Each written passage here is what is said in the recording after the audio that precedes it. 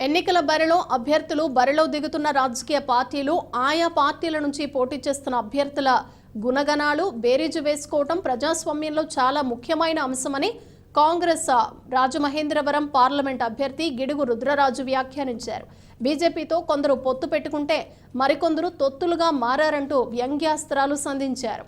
స్థానిక సోమాలయం గుడి రోడ్లో ఉన్న కాంగ్రెస్ పార్లమెంట్ ఎన్నికల కార్యాలయంలో శనివారం జరిగిన మీడియా సమావేశంలో రుద్రరాజు మాట్లాడుతూ సామాన్యులకు కూడా రాజకీయ అవకాశాలు కల్పించే పార్టీ కాంగ్రెస్ పార్టీ అని, పార్టీలో అంకిత భావంతో పనిచేస్తున్న తనకు పార్లమెంటుకు పోటీ చేసే అవకాశం దక్కడమే ఇందుకు నిదర్శనమని వ్యాఖ్యానించారు. బ్రిటిష్ కాలం తర్వాత దేశాన్ని అన్ని విధాలుగా కాంగ్రెస్ పార్టీ అభివృద్ధి చేస్తే మోడీ అధికారంలోకి వచ్చిన తర్వాత అన్ని రంగాల్లో సర్వనాశనం చేశారని విమర్శించారు.